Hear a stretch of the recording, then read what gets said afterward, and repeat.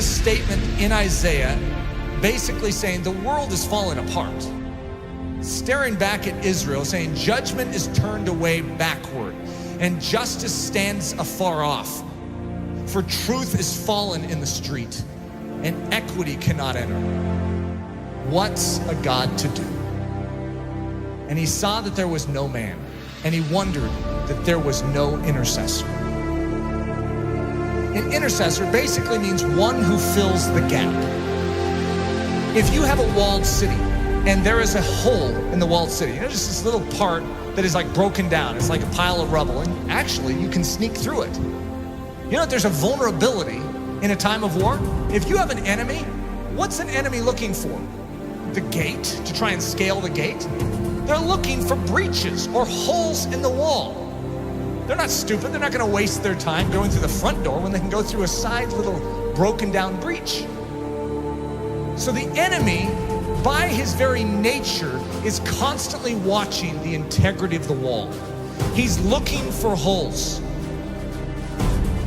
We have massive holes in our life that give the enemy access to do with our life what he sees fit to do. We can say, that's horrible, I'm a Christian. Yeah, you're a Christian with breaches. You are not supposed to be a Christian with breaches. One of the key definitions of Christianity could be a man or a woman whose walls are repaired, who is made strong. Why? So that they are useful to God and they're not just constantly inwardly fighting demons. They can be outward focused. God says to Israel, I will bless you so that you can become a blessing to the nations. God's pattern is to make you strong so that you're useful. There is a hedge that is supposed to be built up around your life, and it very likely isn't. You need a strong man. You need someone who can step in and fight off that enemy to make you strong so that you can start focusing outward instead of on your own issues. Most of us as Christians, the church is so weak because we have literally less than 1% of our time that is able to focus outward because we are so caught up in our issues and our difficulties. Even the healthiest among us, we have issues. We have difficulties, whether it's relational, whether it's financial, whether it's health, we have issues. And there's a dying world out there. That estimated 150,000 people died and went to hell today? Let's think about this. What did we all do about it? Did we take a step forward in beginning to do something about it? Or are we just stemming the tide from our life falling apart even more than it is? We are living on the defensive instead of the offensive. What we need is the same thing God was looking for back then. The walls are broken down. The city is in disrepair. Israel is without a defender. Where's the intercessor? You know who Jesus Christ was? In a nutshell, he's the intercessor. He's the man who stands in the gap. He's the strong man who came and took the full blow upon himself so that we could gather our wits spiritually and awaken and say, I'm in. Thank you for rescuing me. Literally, he took the blow.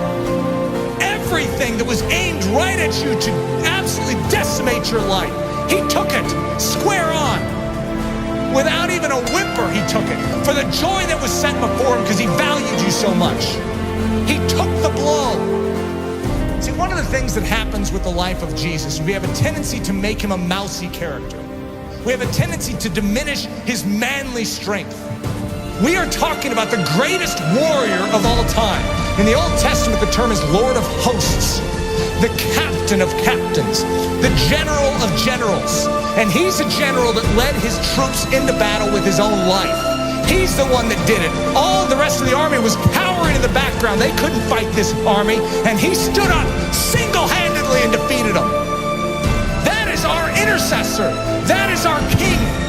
And the same way that he stood for you then, I want you to know, he still stands for you now. When you behold the cross, and you behold the resurrected Christ, and when you behold the ascended Christ who sits at the right hand of the Father, you no longer will just remain where you are. you will say, God, do it all within me. For your glory, make me strong. Make me strong to give. God is looking for an intercessor, someone who will make up this breach. We need to become a body that is thinking about every single one around us, as opposed to ourselves. Coming to church going, I need to be prayed for this week. What about who can I pray for this week? Just a different mindset. It's not what this church can do for you, but what you can do for Jesus Christ and this church. Think of that attitude shift, saying, God, you made this life and you have called me for more than just to save me. You have rescued me so that I could become a rescuer.